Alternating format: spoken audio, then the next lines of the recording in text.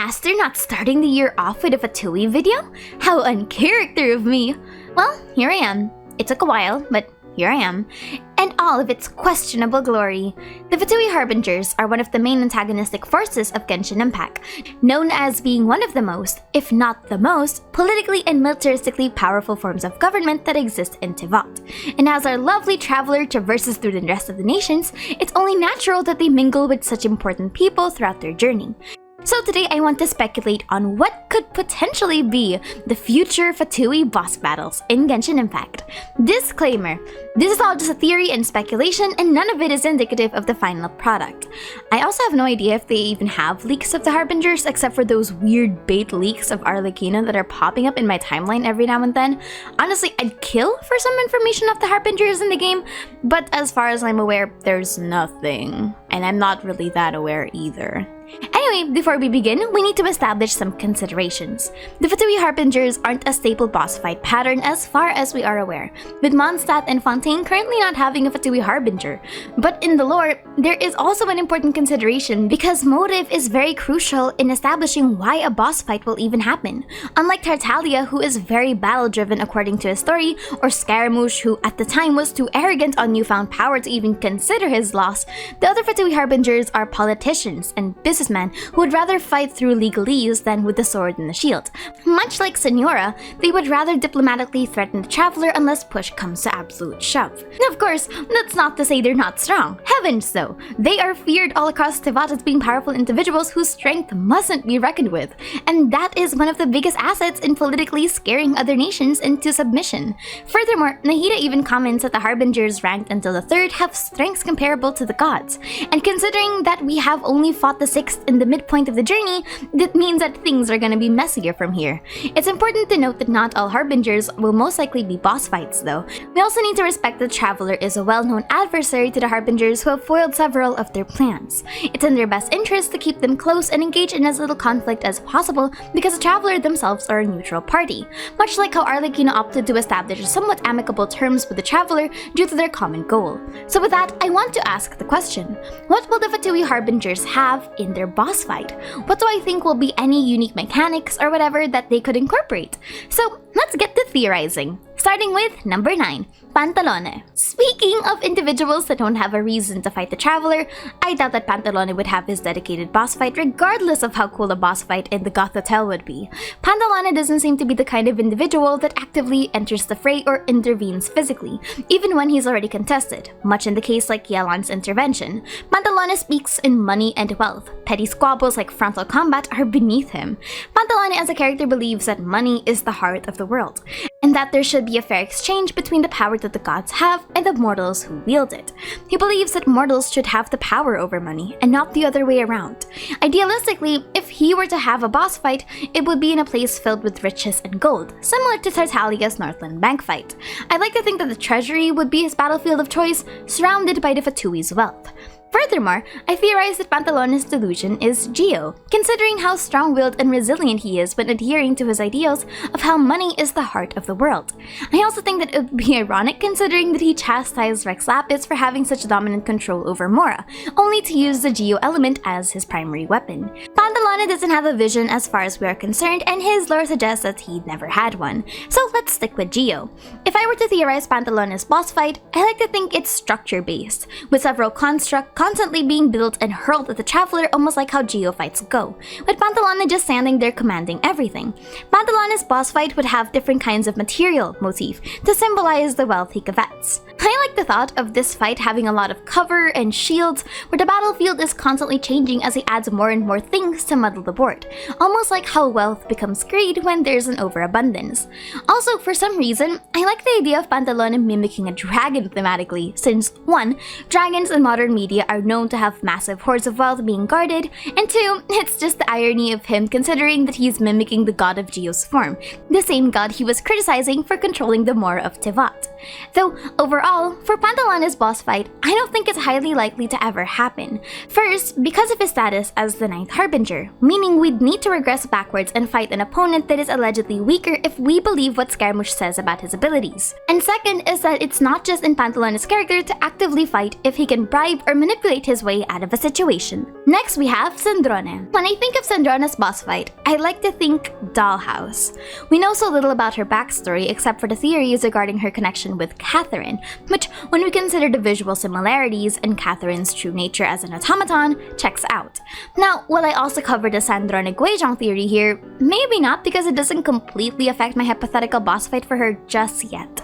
But if I were to design Sandrone's boss fight, I would love for her to be the puppeteer messing with a lot of automatons, which is why I believe her boss fight would utilize the biomimetic aspect of ruin machines. In lore, the ruin machines are known to mimic living organisms and utilize their strong aspects for combat.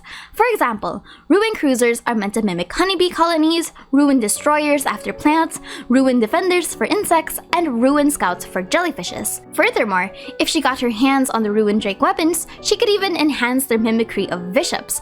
I quote, "It mimics the appearance of the beings known as bishops, with some functional enhancements. Such machines have an even greater ability to absorb, or even perhaps the word is counteract, elemental powers than the bishops." So what I'm imagining is that the first combat is fighting a stationary form with her and her massive robots, with smaller unique opponents that embody certain mechanics that mimic living organisms.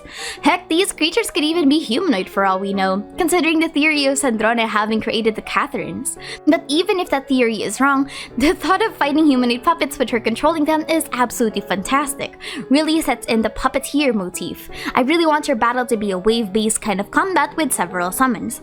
But in the second phase, I like the idea of fighting Sandrone herself, where instead of fighting her creations, we're fighting an enhanced Sandrone, who has become somewhat an automaton of herself.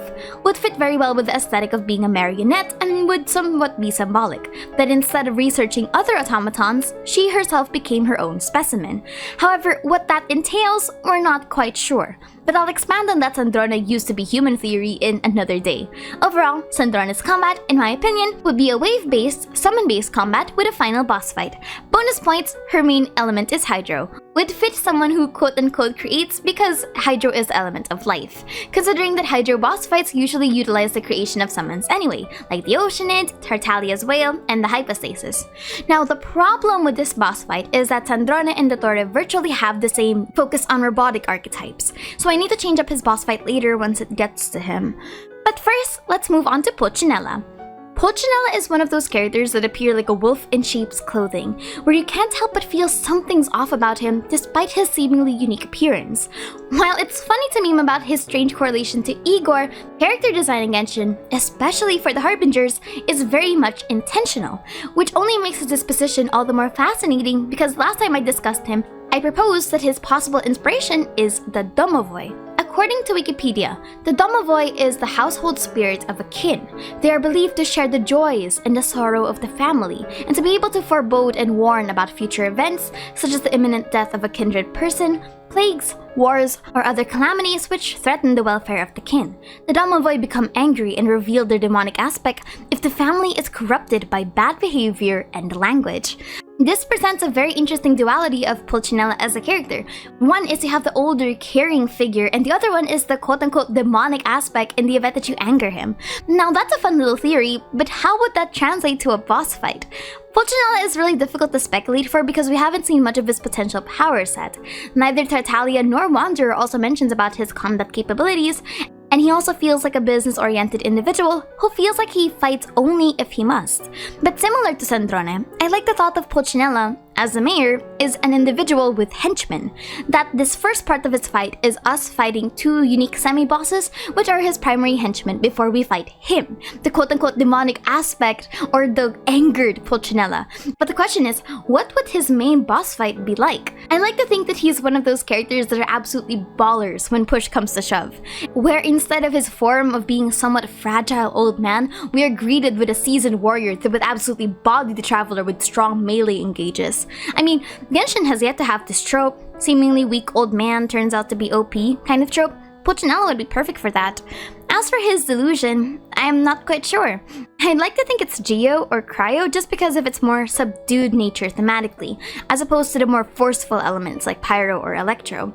But other than that, my speculation is that we fight his henchmen first and then him second. Next is Arlecchino. Arlecchino so far hasn't given us a good reason to actively fight her, and she doesn't seem to want to make an enemy of the Traveler either. But that doesn't mean she cannot fight the Traveler if she must. Her current status as the Knave was obtained through challenging and defeating the previous director. If Arlecchino was a boss fight, I want her to be the complete opposite of Sandrones or Pulcinella's more reserved, tactician style of combat, and instead focus on Arlecchino's somewhat crazier or more insane side that Tartaglia and Wanderer are hinting at.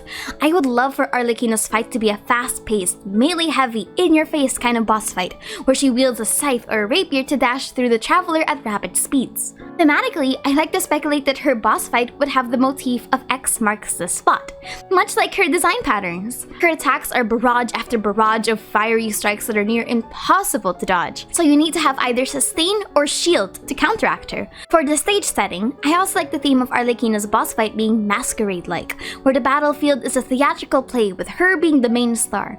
I can also imagine interesting stage mechanics where there's a hovering spotlight that aims down at the players for AoE, or maybe an audience around her clapping in the distance as she puts on a show. The problem though with this speculation is that most of the time, the battlefield of a Harbinger isn't catered for them specifically, and more so the story that revolves around them. Now we move on to Harbingers ranked 3 and above. These are individuals that Nahida compared to gods, which only means that their boss fights should be thematically and mechanically different, which is difficult to say the least because we know virtually nothing about Capitano. But first we have Columbina, the ultimate nightmare fuel potential of a boss fight. There's a popular speculation that Columbina is based off of the angels in Christian mythology, with a pin on her hair mimicking the wings of a seraph. The cloth over her eyes could also be based on the fact that eyes play an important role in portraying angels, with most literature describing their number or prominence as a striking feature. The cloth covering her eyes is also reminiscent of the way seraphim have their eyes depicted as covered in art. Her singing the requiem for La Señora's funeral also mimics the way seraphim herald the Lord's name by saying praises of holy, holy, holy. So going by this inspiration, I propose that Columbina's boss fight would be her full angelic form, with her eyes covered by her fully fledged pair of wings. As for her abilities, I believe that they'll mimic the fiery radiant bursts that seraphim have. According to Wikipedia, the seraphim have the properties of fire, containing an excess of heat. Now, in fire we may consider 3 things. First, the movement of fire is upward, signifying they're born inflexibly towards God. Secondly, the active form of heat bears a certain sharpness or abundant fervor. Third is the light of a flame, symbolizing the clarity of enlightenment. How this would translate to Columbina's potential abilities are celestial bursts of energy that dish out massive forms of damage. If there's one thing that spells out divine retribution, it's the holy smites of the angels above cleaving through a person. I can imagine Columbina being the center of it all, singing to herself as continuous bursts of light strike at the Traveler. I also hope that they incorporate the fact that some literature denotes seraph having 4 faces, for each side of their head. Imagine if Columbina has different mechanics per the side of her head, or maybe different faces based on them.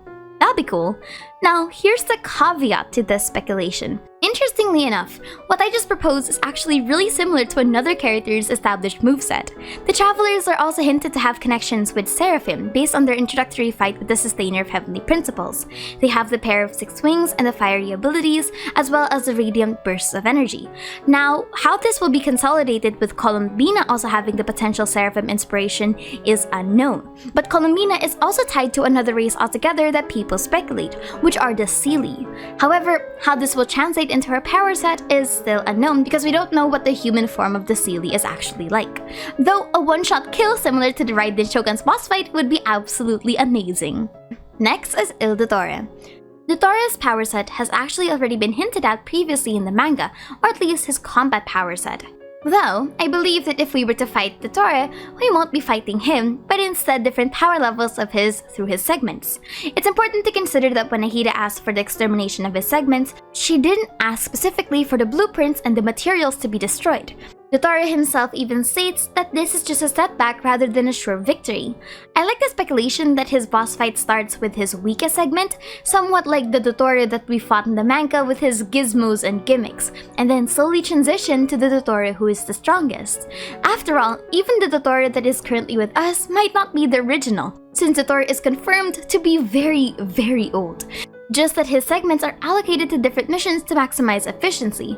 So we might not even know the real Dottore, allegedly. In the manga, whoever this Dottore segment was appeared to have teal elemental streaks as his power of choice. So I bet Dottore has an animo delusion. Would be somewhat fitting considering he's now free to do whatever he wants without the restriction of his peers or of any ethical considerations. I also hope that Dottore's gimmick leans into him being a mad genius that is interested in the quote-unquote improvement of humanity, so buffing himself would be an interesting mechanic. We haven't had a boss fight yet in Genshin that has utilized self-buffing before, like an actual increase in stats, mostly because boss fights use the elemental reactions instead. So maybe Dottore could incorporate that into his boss fights where certain phases has an increased defense, or others have increased chances of using a certain ability like a cooldown reduction, maybe even just have movement speed or elemental damage buff. But that could be really hard to implement with Genshin's current combat system because Genshin doesn't normally have unique stat buffing mechanics for its mobs. Would be cool though. Dottore Omega build is the one that we met during the cutscene with Nahida, and whether the Dottore that was conversing with her in the end was also Dottore Omega is also unknown, but for simplicity, let's assume so. So I assume that when we eventually fight him, we also fight the other segments that preceded him, like Alpha and Beta for example. And in the end of the fight, we're met with the real Dottore congratulating us for a successful experiment. Next is Il Capitano. Capitano's boss fight is interesting because Capitano himself is known as a very powerful and respected warrior amongst his peers. His combat prowess is unlike most have seen before, and that is absolutely fascinating. All that we know is that he was allegedly a regular man, but the reality of that phrase is unknown. For example, for all intents and purposes, Dottore was a regular human, but if I were to create a boss fight for Capitano, I want to incorporate a mask and an unmasked version, because I really do believe that Capitano is much more than meets the eye. An ancient fighting style, an unknown power or curse that was placed upon him to make him conceal his face, or him actually being inhuman. I really like the idea of Capitano's fight being similar to my proposal for Arlecchino, a full frontal assault with a claymore. Capitano is a warrior by heart, and I would hate for his boss fight to be similar to Signora's mage-like moveset. Though, I also like the theory of Capitano's power set being built from an ancient fighting technique, similar to how Skirk taught Tartaglia. We know that there are people that were birthed from the abyss that eventually grew to understand primordial energies, and Capitano potentially having a mysterious connection like that would be amazing. Furthermore, him having connections to something ancient could also be the reason he's going to Natlan on a mission, but that theory would be for another day. And last but certainly not the least is Pierro, the director of the Harbingers. If Pierro had a boss fight, I feel that it would be similar to how an Abyss Lector's combat works, given his history of being the royal mage of Conria. He'd bear a lot of resemblance with La Signora's method of fighting, where the primary model is stationary but there's a lot of effects that's going on in the map. I don't think he'd be the kind to face full frontal melee, but instead teleport around the map to increase his mobility. There's a lot of fascinating aspects about Conria's lore that could also reflect his power set, such as the incorporation of new elements like dames. I would absolutely love for Pierro's element to be different than the rest of the Harbingers, because that would truly cement his role as being the director of the 11. Or maybe he even uses the ancient alchemy of Conria. I'd love to see Conria's more alchemical side portrayed through Pierro, because in the lore, Conria had an entire system revolving around the recreation of elements, since they didn't have the guidance or the protection of the Seven. We only see it through hints of Albedo and the other creatures we fight, but for it to actively be seen on screen would be great. Also, just an extra tidbit, I'd absolutely love for Pierro's final boss to incorporate the sad mask motif, where he slowly loses his human form to become monster-like, almost like Signora. It would be really fitting for a person from Conria who slowly but surely also became as corrupted as those that were infected with the curse and turned into the Abyss Order. I don't know, I feel like it would be a nice little circle for his character themes. But that's it for me today, a speculative video on the potential boss fights of the Fatui Harbingers. Do I think that we'll be getting more Harbinger boss fights? I don't know either. Again, they're not really fighters as they are businessmen, so we'll need to see more about that. Anyway, my name is Aster and thank you for chilling with me. Bye bye!